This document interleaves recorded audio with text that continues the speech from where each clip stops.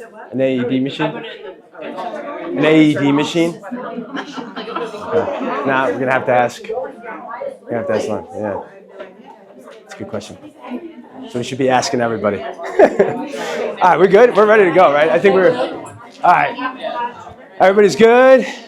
Okay, we got enough sugar. Please don't crash. Water, paper. All right, cool. We're gonna get started, right? Get started. All right, so welcome everybody. Welcome to class, NCUYD Academy today. Happy New Year. How are you doing? Round of applause. Okay, so I'm gonna ask a lot of you. No, I'm not. Not a lot, but just a few things. So I know end of day. Today's Tuesday. Everyone's doing work. Today's Wednesday. And so I know as a business owners and things like that, we're stuck to the phone, and all I'm going to ask is for the next 45 minutes to just be like in tuned. Okay, just be here, be present.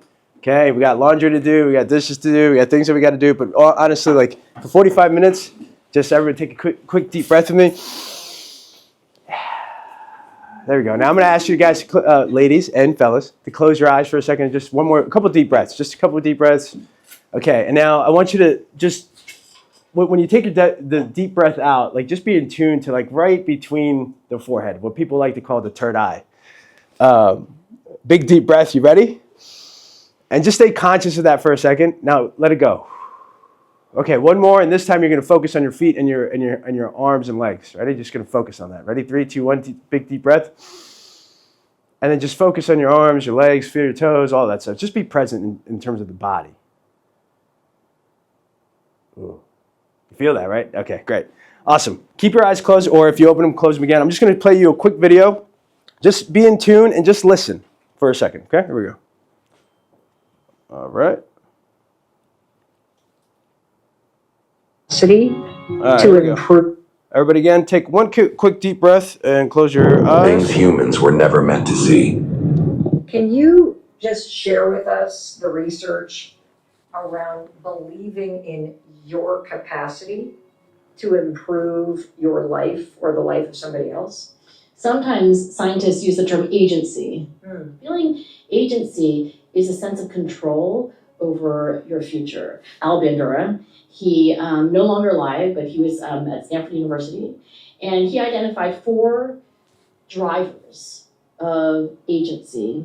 When you look at what he was talking about, like if you look at the questionnaire that Al Bandura used, I can do this if I try, right? That sense of agency, I can do this if I try. 4 drivers of it. One of the drivers of agency is being in a physiological state of wellness. You can't have agency when you're exhausted. You can't have agency when you're sick. So one thing is take care of your body so that you can have that sense of energy and agency. Second was what he called verbal persuasion, but I always think like pep talks, right? You know, you're kind of down, you're thinking like, oh, I don't think I can do this. And someone comes along, maybe somebody who cares about you, and says, no, you can do it. I've seen you do it before. And he said that is a very powerful source of agency, but not as good as a third thing, which is that a person comes along, they give you a model. They show you what's possible by example. Mm-hmm. So he would run these studies, and little girls and boys would watch an adult do something like play with a toy, and they would watch behind this like plate glass divider. And then when you let them into the room, and they can do whatever they want, they just did exactly the same thing with the toy as the grown-up did.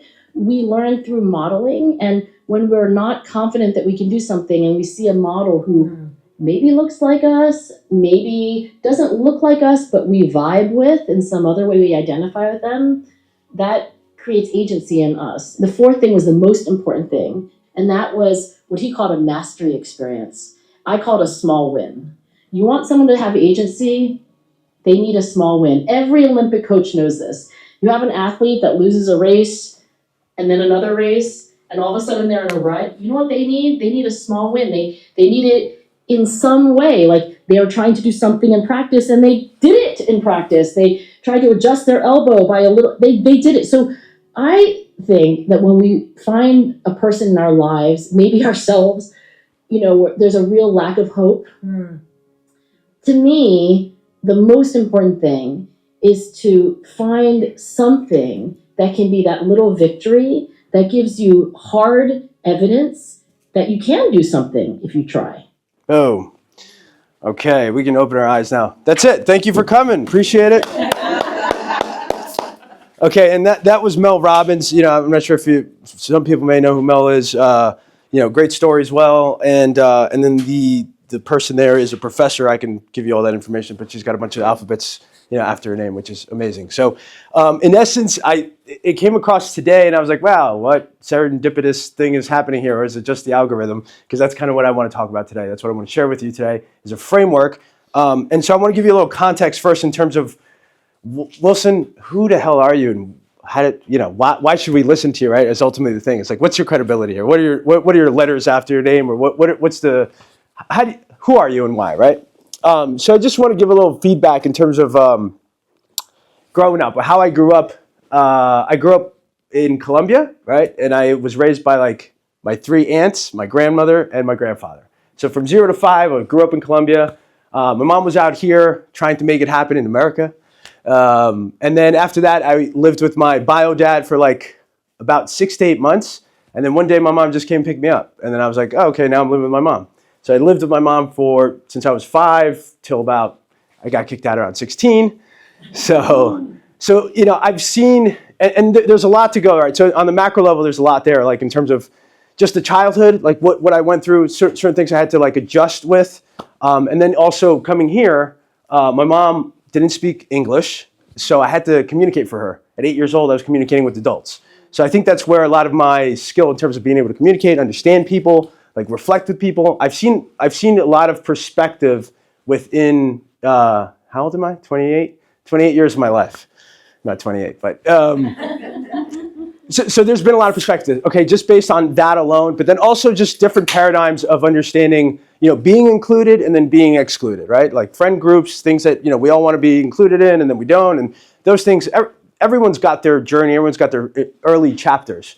And then also just, I've been on the paradigm of abuse, right? So I think there's a generational thing with that word in the context and everything that's included there. But I've been on both sides of being abused and then also being the abuser. So I've seen both sides and I've understood, now, the more I reflect on things, now I start understanding, oh, wow, this is what, drove this and this is what, so I just wanted to give you that in terms of how I grew up, the things I've been through. I've had police officers draw guns on me. I've had it done 3 or 4 times based on the level of craziness that the level of craziness at where I was in that moment, right? At that part of time. So I've done that. I've also, volunteered and did a bunch of stuff and created, programs for high school kids, motivated people, things like that. So I've seen a lot, and this is where I think for me to be able to share all these things and everything I went through, and then I've created almost a framework to make it easy for you to understand, how did you go from being this crazy guy or still being you, but being crazy and then come back and doing all these and then everything that you've gone through. So I've basically taken all of that and I'm going to give that to you today. Okay, so that was the beginning. And then before I start, I also want to just make it clear that there's an appreciation that I have for females, right? For you as women. And men too, obviously men is we're great, but we're not as great. And here's why. And I just want to okay, because here's the thing. On a macro level, okay, women, let's just start off with this. You give birth, okay? So you give life, right, to whatever, whether it's another female or another male, but you provide that to the human species. That alone on a macro level is huge, right? On top of that, there's 2, right? You have women in terms of biology and then women in terms of what we deem to be true as society, right? What it means to be a woman in society, what we accept now, what we accepted 40 years ago, and things change, right? But because of that, you as a woman, not only do you give birth, but then you had to be a professional, be a supportive wife, aesthetics, right? There's a specific aesthetics based on what what women do and XYZ. Heels, right? If you wear them or not, but you can go 8 hours wearing heels for work. It's I don't think I'd be able to do that, right?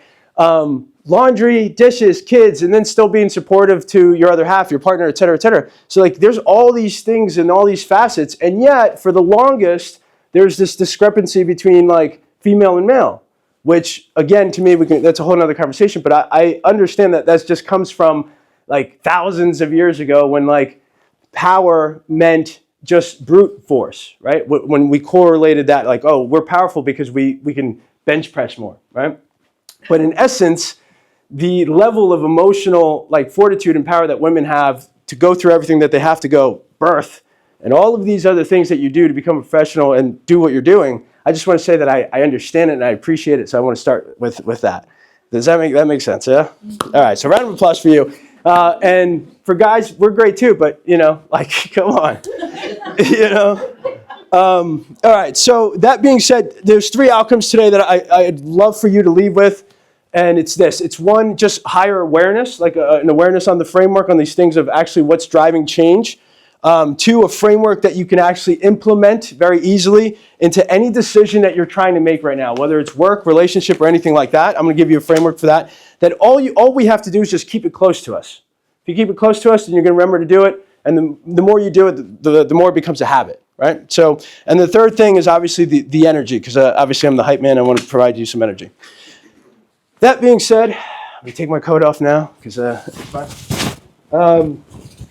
Okay. There are 3 levels of change, and I don't know if we have microphone. Oh yeah, the microphone. Ready? All right. Microphone. I have a question. Is there another marker somewhere? And that's the one thing that I didn't. If not, we're just gonna have to shake it. Shake it. Yeah. Dry erase. Yeah. If we can do that, that'd be great. Okay. Thank you. All right. I'll just pop this in here like this. Get comfortable. Obviously, I can wear a suit. That's fine. All right. So 3 levels of change, and feel free to write them down if you want. So level 1, you're unaware. Okay. Unaware of change. Level 2, you are aware. But what do you think happens? We're aware that we need to make a different decision, but what happens? We don't do it. We procrastinate, or we just do it. Right? So a good example for me, it's like, okay, Wilson, this is the moment we shouldn't yell and scream and go crazy. I yelled and screamed and went crazy, right? We know that we shouldn't, but we still do, right? But we still do it. And then level 3 is what? Doing it? Yeah, absolutely. So making the change and actually making the decision or taking the action to change, okay? Now, the thing that I'd like for us to understand is, 1, unaware. If you're unaware, then it's going to take something to hit you upside the head and be like, what's going on here? Typically, you wake up and you're like, I don't like the way I'm feeling, right? That's it. And then there's something has to change. So when that happens, then you're at 2, you're like, okay, well, I need to do X. I need to fill in the blank for yourself, whatever that means to you. I need to do X so I can get Y. And so sometimes we're like, okay, we're going to do it, we're not going to do it, you don't do it. The thing is, when you do it, there's got to be a positive reinforcement here. Like once you do it, you're like, oh, that's what it feels like if I don't yell and go crazy. Now everybody's not upset. The family is in their own separate rooms. I'm just talking personally with me, right? Like I used to be like, this is where you don't scream. You scream, I scream. Now everyone's negatively affected. I'm like, man, this is not what I want. So let me, every time this cycle of situation happens, right? Because situations are just cycles. So if it happens again, can I identify quickly in that moment, which typically we do. If we're in level 2, we're like, this is the moment. The thing is, you have to have some sort of like emotional lever there to be like, I don't want to feel this, or I don't want to feel that future thing that I already know what it feels. And that's going to push you to level 3, which is going to be like making that decision. Now, when you get to level 3, do you think you stay there? No, right? Like, no, you kind of come back to level 2 sometimes because you haven't reinforced it enough. Just like any habit. Any habit that you do, like the more you do it, the more you do it, the more you do it, the more it becomes. Thank you. And so that's it. So that on the macro level, 3 levels of change. We're unaware, something happens to make us aware, then we know we need to change something. We try it, we go back and forth, and then as long as there's like this middle thing here, that like this emotion has to be like hard enough or like strong enough, either painful enough or something enough to actually make that change happen. And then when you do, you just have to give yourself enough grace here and really just be like, man, that felt really good. It felt better than what it would if I did, level 2, like whatever that decision was. Does that make sense? Yeah. Okay, cool. All right. So we're good there with change, levels of change. All right. What's next here, Wilson? All right, levels of change. Okay. You guys, ladies and gentlemen, you already wrote down what you'd like to work on? Okay, cool. Then we're good. All right, so now I'm going to give you the macro truths. I'm going to work on macro truths. So the first truth is this, okay? Emotion. That's the only macro first thing truth. Like everything we do in life is to obtain or attain an emotion. It doesn't matter what you're doing. At the end of the day, try to think of something you did recently, just a decision you made. Why did you make it? Why do we want, the house, the car, the vacation? Why do we want the new, like the sneakers or this? Or like, why do we do that? Boil it down. It's an emotion that you're trying to obtain. You're trying to feel happy, right? Included, joy. What else we got? Peace, security, or pride, right? Like it's an emotion that's driving us to make decisions, right? Why did you marry the person you married, or are with the person? Why? The feeling of love, companionship, right? Any of those things. So that's what's driving all of our decisions is the emotion aspect of whoever we are. Okay, that's the first truth. Now the second truth is this. Time. Very simple, right? Okay. How many hours in a day? 24 hours. Good. How many days in a year? 365. Where does that come from? I don't know. It's just what we do, right? Like we grew up that way. People taught us. We're like, okay, sure, that's the calendar. I think of days in 48-hour stints. That's kind of how I do it. So that's why I'm 28, not. Okay, so 24-hour, 365. How many hours is that? 8,760 hours. Okay, I just did the math just now. No. Okay. So what we deem to be true is this, right? How we understand time. This is how we understand time. This is right. Good work. Do our thing. Okay. Very good. Now, the next truth. Life expectancy. Okay. CDC 2023. CDC. Female. Thank you, females, because you're all powerful. And male. Males are okay. No, males are great too, but Anybody guess? Can anybody guess? 83. 76. Okay, all right. Close, 81.5. Okay. Males? 75. Okay.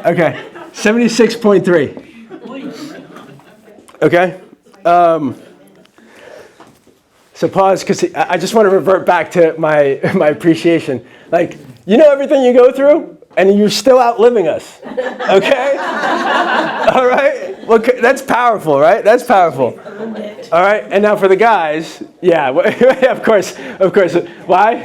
Well, because we got to deal with them, right? That's where yeah, I get it. So everyone's got a balance. Everyone's got a balance. Listen, I didn't say it. Phil said it. I heard him. Okay, cool, right? Crazy, right? Okay, we understand emotion, time, life expectancy. Now, what I'd like for you to do is, you don't have to share it with everybody, but write down your biological age, okay? And now what I'd like to do is then subtract it from this. Yeah, do it. Do it. What? My mic? Yeah, I'm recording good. Everything's good. Thanks, babe. Okay, so let's, I don't know. Let's just do an example, okay? We're just going to go 40, right? It's like a round number, wherever you are. So 40 minus 81, what is that? 41.5, right? Okay, good math. Okay, so if you're around, no, is that right? Yeah, that's right. Okay, what about for males if we're 40? That's 36.3. Wonderful. Beautiful math. Okay, I was just at that problem. Okay, Yeah. So depending on where you are, based on 40, does anyone want to share how many years they have left? 43. 25, right? So like 43. All right. Okay. Now, yes. So everyone's got their number? Everybody's got their number? Yeah. Kind of nuts, right? It's kind of crazy. So, okay.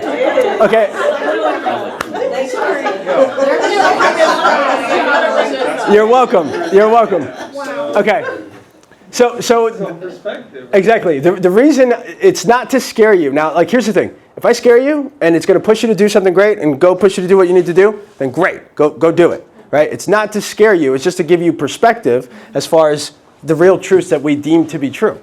Okay? That's it. So, and I did it with Patty today, and Patty was like, she's like, what? And I was like, listen. And so here's my goal. My goal with Patty, because of however many years we have left together, I'm like, look, now that gives us the paradigm or the shift to be like, the best next, fill in the blank how many years, is for us. Like, everything we do now should be aligned to this makes us feel great and go do what we want to do, whatever it is, with what we can do, right? So, sure, do we want to take tons of trips to all these other places? Sure. Can we do that right now? No. But we can go here. We can go there. That's the paradigm shift in terms of why I wanted to share the number, right?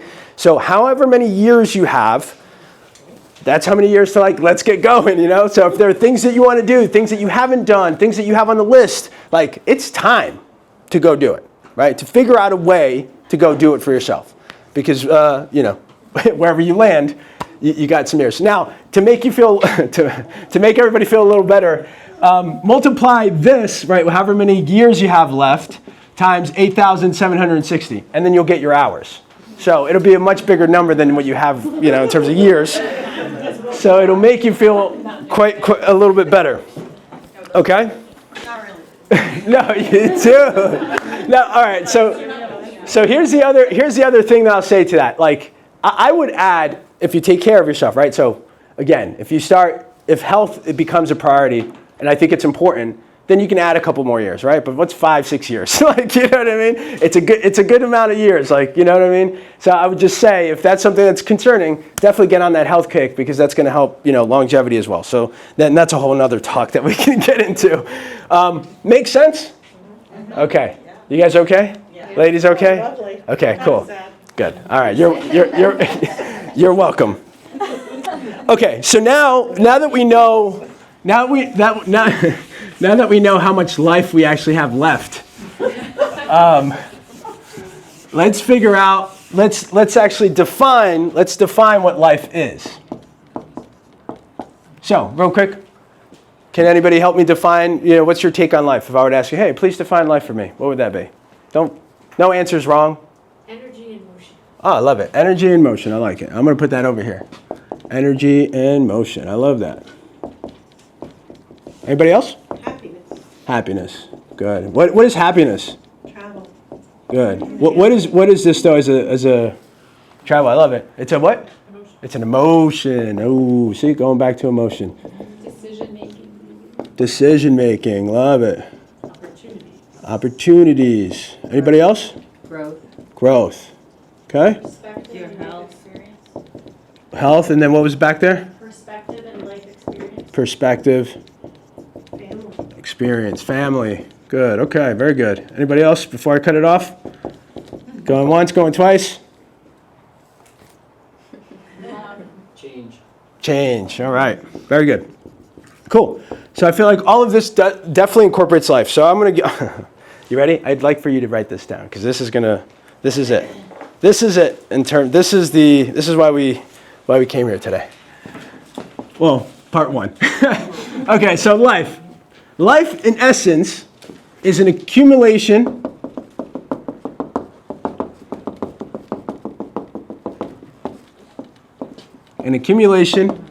of situations and decisions that we make over time.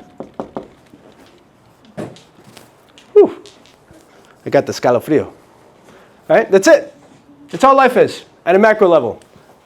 situations, a bunch of situations and decisions that we make over time. And so from the day that we're born to the day that we unfortunately cross the rainbow bridge,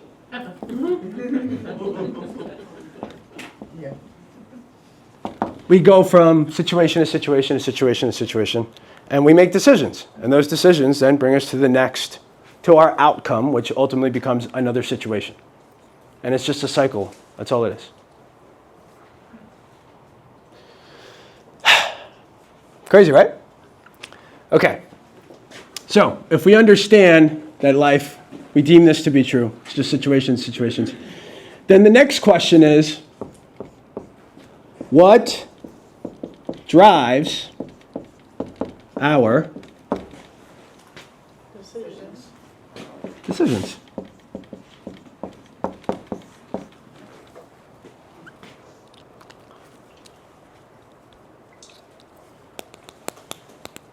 Okay. Did we write this thing down? Because this thing is, that's my next back tattoo. I'm sorry? Belief system. The belief system, for sure. Belief system, and you're right on it. Exactly. And I'm going to break that down even more. Okay, so everybody good here? Okay. Okay. I'm going to leave it up. What drives our decision? So here's belief system, your belief, your behavior, right? Decisions that we make ultimately becomes your behavior. So I'm going to give you what behavior is. Influence creates thoughts. Thoughts create emotion or drive emotion. Okay? Emotion then drive the decision, which could be an action or an inaction, then produces your outcome. So I'm going to give it to you one more time. Influence creates thoughts. Thoughts create emotion. Emotion drive a decision. It could be an action or an inaction. And that creates an outcome. Okay? This in essence is your behavior.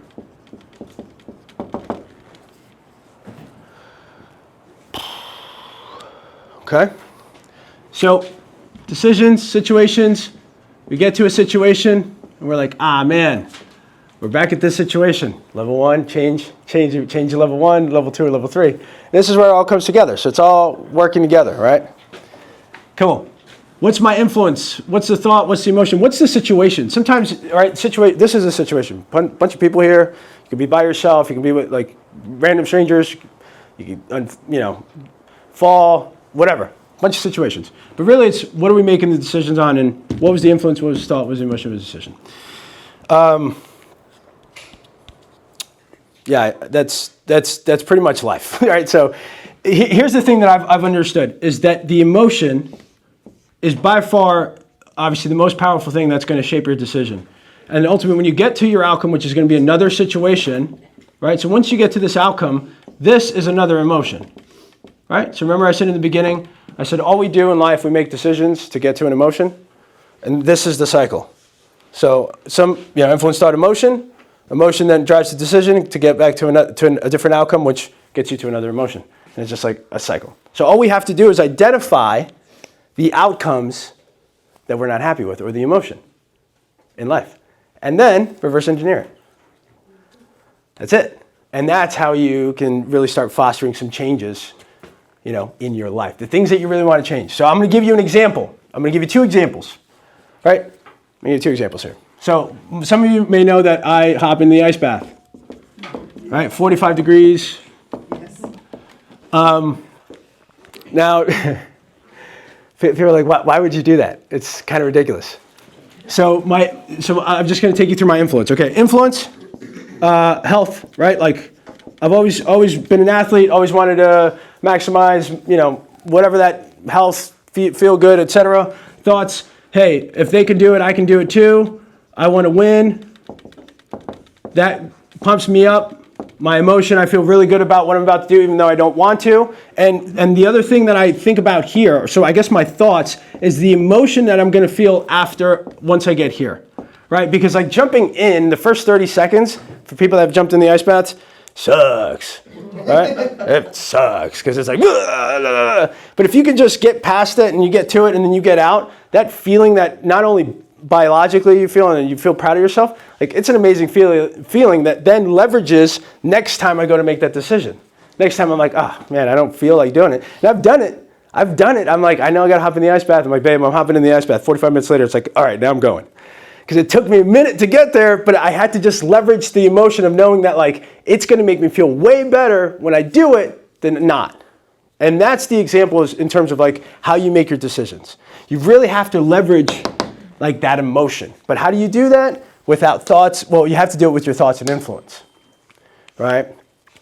And so what I would say is, right now, and I'll give you one more example, and then I'm going to turn it over to you so you can pick one thing and let's just reverse engineer it, and then I'll have a few more things and we can call it a day because it's already been 3 hours.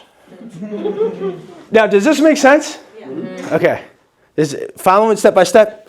Right? Okay, cool. Very good. My other example, and this is on a personal level, so I'm going to share a little bit of the personal stuff that we've dealt with and I've spoken with you about. So, Patty and I have been together for over 10 years, going on 10 years. First 4 to 5 years of life, crazy. Okay, crazy. We just influence thoughts, emotions, all over the place. You know where she came from, where I came from, et cetera, et cetera. And then there was a moment here, I guess between here and here, where there was a lot of emotional, there was just high emotion, okay? Very high emotion, a lot of arguments, screaming, jealousy, all these things mixed, right, in the relationship that we've all dealt with before at some point. And all of this, my previous influences of the way I grew up, things that I'm upset about, thoughts of not being good enough or not having enough, or how are we going to make rent, how are we going to do all these things, definitely created a boiling pot of emotion, right? And if anything set me off, I would blow up, go crazy, and to a certain extent, I would put my hand, like physical stuff. And so that, the aftermath, the outcome that I would get, right? So the outcome that I would get from those decisions was a terrible, terrible feeling. It was like I just felt like the worst person in the world the morning after. That feeling was the feeling that made, like there was a point where I felt Patty like, this was us before, and then I felt Patty and I sort of, and I understood that it was me doing that based on the decisions that I was making. And so I became aware of that, and then all of a sudden I was like, you know what? I was like, how would it feel if she wasn't here next to me? And that emotion was so much more powerful than whatever the hell else I was feeling here, that I allowed myself to, be in the wrong, that changed. It like changed. I was like, I can't do this anymore. Because if I continue, I'm going to be by myself. And that was painful enough for me to like make the change. So that's on the personal level, right? So again, I share that with you to share, like, be vulnerable to a certain extent, and let you know, like, everybody goes through their ish. Everybody's got their stuff. And so that's where a lot of this has come from, to really understand who are you in the situation, what's influencing you to make that decision, and then what changes do you really want from your life. And so this framework, if you keep it close to you, I'm going to share a link with you that you can actually take this home with you. You can download it. There's a bunch of other things that you can fill out. But this is the framework now that I use if I find myself needed to make a decision, whether it's business, whether it's personal, et cetera, but it helps really giving you a framework to fill all these things out. Now, have you heard of the why, ask yourself why 7 times, right? Some people, okay, so there's a study, and again, a bunch of professors, things like that, but it's like, just ask yourself why 7 times and you finally get to your root cause of why. It's the same thing with influence and thoughts. So I'm gonna encourage you right now to do the same thing. Pick one thing that you want to make a change in, like something, whether it's personal or professional, and then what is the outcome that you're looking for? Figure out what the emotion is. What was the decisions that you're currently making? And then take yourself, reverse engineer it. But I would say go deep with this, right? Give yourself the time to reflect on what is the influence. Did I grow up that way? Was it my parents? What am I listening to? Is it my peer group? Like, what are those things that are like influencing that? And then what are the thoughts that come from it? And then just that's it. And you just work yourself into the emotion and decision. Now, I think the only last thing that I want to mention is, this framework will work, but you have to keep it close, right? So like we can listen to it and it makes sense, and it's like a lot of, I feel like we all got the aha moment, but we can go tomorrow and then we go to business and we got laundry and then we got this, and then all of a sudden it's like, oh yeah, and then we revert back to same old, same old. So the one thing that helps me, and it's different for everybody, I'm going to encourage you also to think about what can that help, like what can you do, whether it's journaling, whether it's sticky notes, like I've tried all of it. But as long as it's something that you can remind yourself on a daily, you go to get your coffee. What do you do every day? Get your coffee. Like ask yourself, what do you do every day? And what can I place, even if it's nothing changes until you do, or the button. Because now you can reference the button to the framework. So what's something that you can do every day that you do it anyway and you put it close to you so that way you can reinforce these thoughts? And that's it. And that's how I've done it. That's how I've changed from all these other things to really reinforce, the person I am now. So any questions? Yes. Where does ego play in this? Which part would you say? It's a good, What was the question? ego. You know what? It's a good question, and if I can just process it, processing. So I think ego, and I'll just talk about. I think ego is just your belief system, right? Like part of your belief system. Like this is who I am. This is what I believe in. This is what I'm gonna do. So again, I think I would revert it back to your behavior, right? So.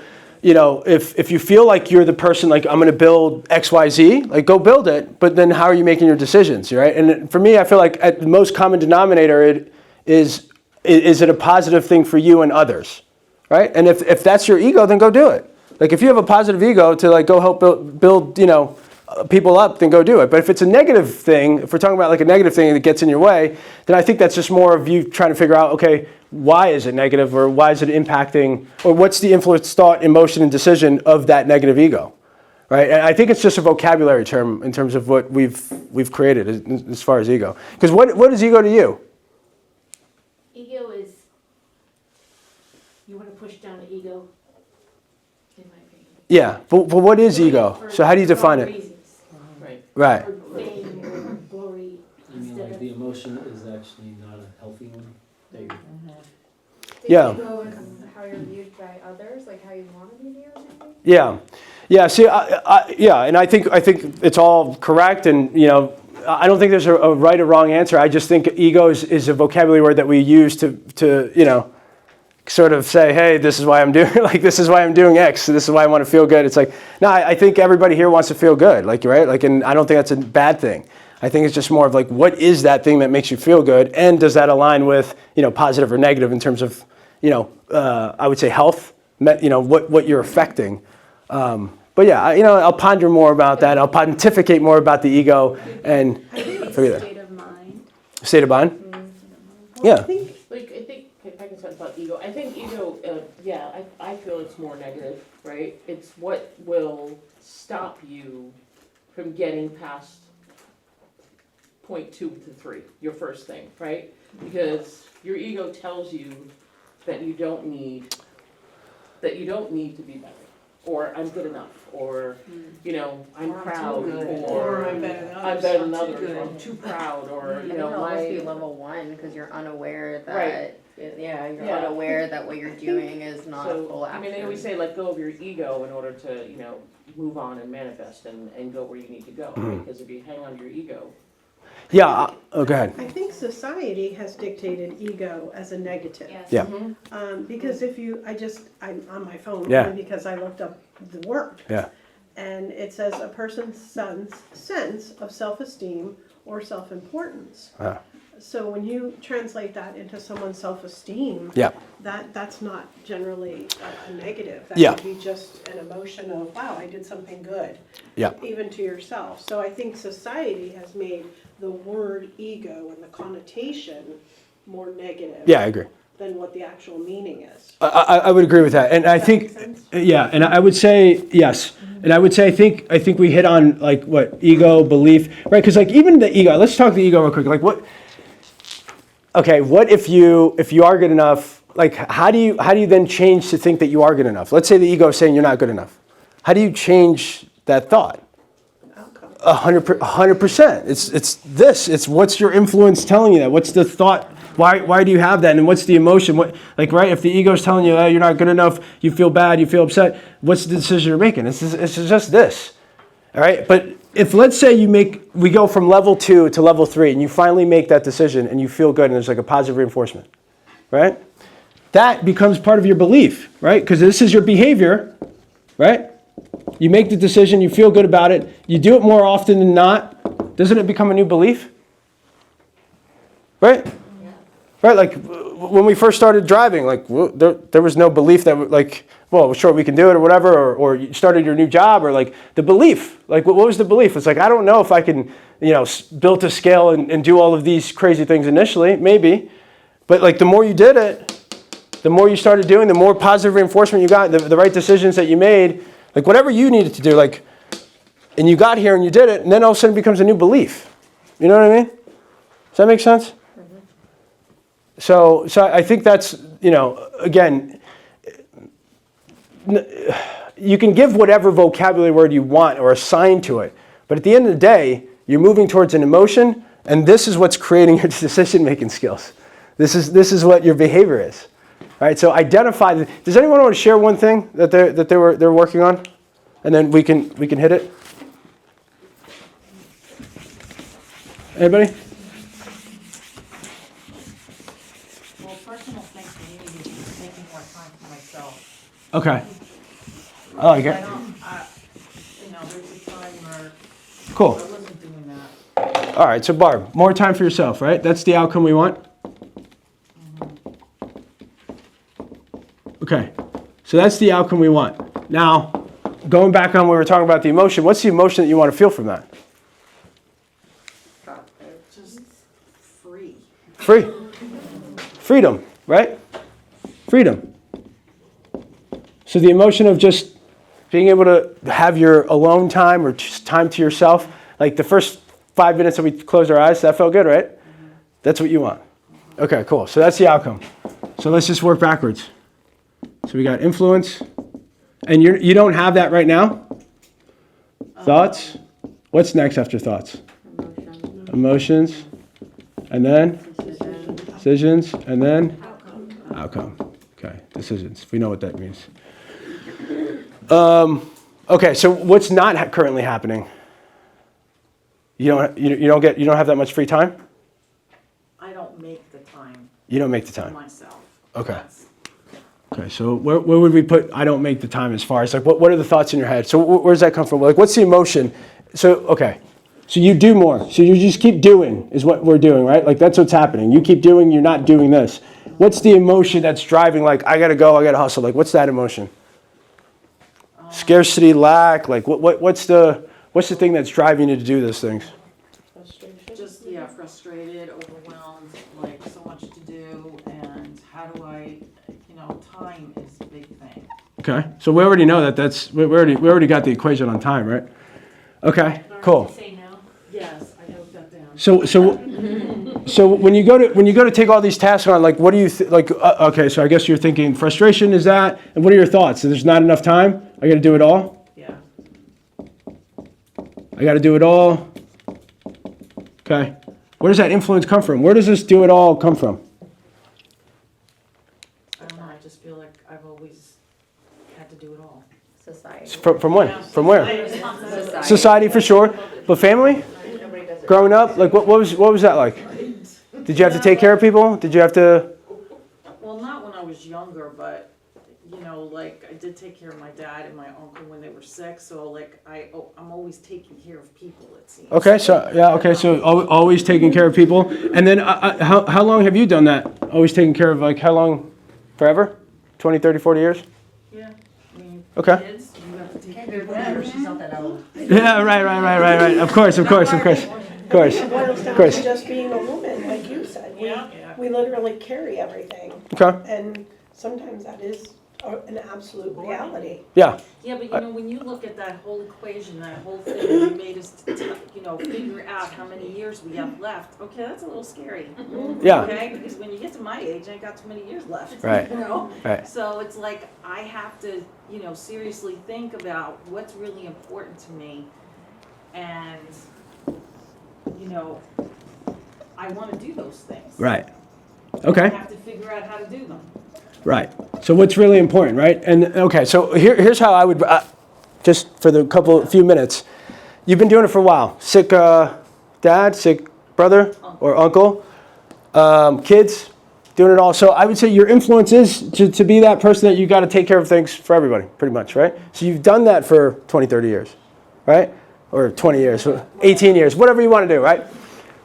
So you've already been doing that as part of your, unaware that this is what I need to do, right? And you take that on through everything else that you're doing. So for your business, for work, everything else, this is your influence that's driving the thought and the emotion then to be the decision. Sure, I'll go here, I'll do that, I'll be that, I'll be here, that's what's happening, right? So what I would do is based on the life that you have left, now you can leverage that emotion of oh shit, I need to go figure out what's most important to me and let me prioritize that next time I'm making my decision. Does that make sense? Yeah, because that's what I've been doing. So this whole thing is so weird.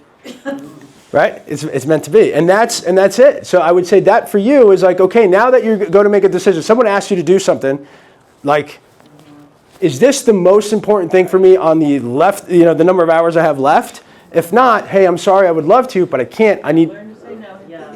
to XYZ. And Barb, you can say this when someone's like, hey, this, or it doesn't matter. You say, thank you, I only have 30 seconds. Exactly. Yes. And you're like, what? Oh, okay. And no, but for real, think about it. If someone said that to me, I would say, what are you talking about? Yes. But seriously, we have one life. Yes. And this is all that I statistically have. Correct. So I'll get back to you. Right.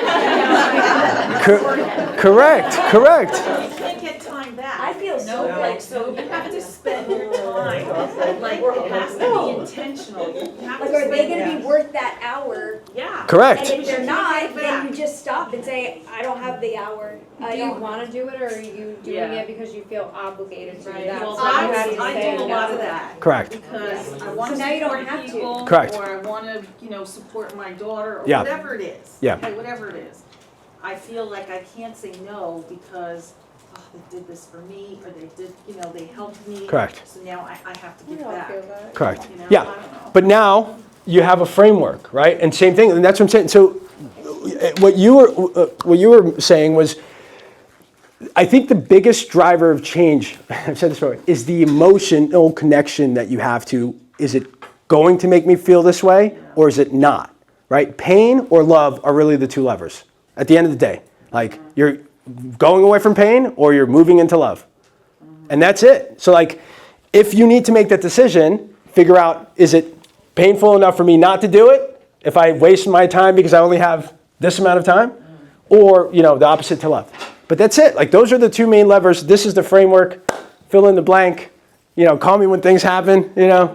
Yes. I heard once somebody say, just identify your true north. What is the most important thing in your world, and let your decisions be based off that true north. 100%. So it kind of keeps you grounded and focused on what you really want to achieve. Correct. So if it's travel, then your decisions are going to be based off 100%. the things that get you to travel. If it's your family, then it's going to be based, and you can have multiple true Yeah. norths, but you don't want to let things sideline you. 100%. And I'm right aligned with that. And I would just say, I would add to that, travel, you're trying to obtain that emotion, right? Whatever your true north is your true north because you're trying to obtain whatever that feeling comes from what you're doing. So, yep. Do you believe in manifesting things? Manifesting? Yeah, why not? Yeah, manifest the hell out of it. Nothing changes. We manifested it. I think it's just believe it, but believe it, and then more. Again, believing, and then taking the decision, and then those beliefs become, a reinforcing thing that you do, because, you can do whatever you want. If things don't come from here, Yeah. then it's not really worth it. Yeah. It has to be something that really means a lot to you, and I think that I feel like I'm that kind of person. I give a lot, and it means something to me, so happy medium though. Okay. Yeah. And I would say that the last thing that I want to leave off with is, again, keeping it close, keeping this close to you. I'm going to share something that you guys can scan and then, basically have this. But the other thing is just minimums. So one of the things is just reinforcing through minimums. A couple of months back, saw a picture of myself. I was like, what is going on with this guy? And I was like, I need to start working out because this wasn't happening with my physical appearance. And so I was like, well, what is something that I can do, like 5 minutes a day, if I do it every day, that'll get me to where I want, to where I want to be. And that's where I came up with for my own sake, I came up with the concept minimums. But it was literally like, what is the most minimum thing that you can do that takes minimum amount of time for you to move towards that goal, that it'll take you 5 minutes or 10 minutes tops, or even whatever, 12, 15 minutes, nothing, right, compared to your 24 hours in a day, but that you can consistently do every day. And that, like, after, I wish I could show you the face. The before and afters were incredible. And I did about, I think it was almost 90 days. Almost 90 days where every day I was doing whatever I was doing. So doing like push-ups, sit-ups, and pull-ups. And I was doing like 20 push-ups, 15 pull-ups, and then squats, and then I added that. So it was that, but it was very minimal. And I timed it one time to do all three, and it took me less than 5 minutes. So I was like, if it's less than 5 minutes, why can't I do it every day? And that was my leverage. That was my emotional leverage to be like, yo, let me just go do it every day. And then after I see after I started seeing things, I was like, oh, wow, this is great. I'll just keep reinforcing it. So I would say those are the two things. It's like, keep this close, figure out a way for you to connect it in a way so you do it every day. And then what's your minimums? Like, what are your minimums that you can do to actually reinforce this? So whether it's reflection, whether it's journal, whether it's listening to the podcast, which I have a podcast, I'm going to show you that so you guys can connect to that. And that's, and that's it. And just, yeah. I think the hardest part is breaking out of the loop or the cycle that you guys Correct. in, where you're between 2 and 3, Yeah. you know that there is something that you want to change, and Yeah. you see the problem, but when you're in the moment, Yeah. being self-aware Yeah. enough and catching yourself, and be like, oh, we're not going to do that again. 100%. Or reflection Yep. and reinforcing that. That's the hardest part, I think, for human behavior. Yeah, 100%, 100%. If you're in that situation and you actually are like, oh, this is the moment, then you're definitely progressing, right? And if you decide to take the action anyway, then the next thing to quantify is how long between this incident and the other incident. Right? So for me, it used to happen weekly. Every weekend I'd be like, and then all of a sudden it's like, not every weekend, then every other month, or whatever, and then it was nothing. So that's the thing. It's and it is self-awareness. And how do you get to self-awareness? Being present. Yeah, being present.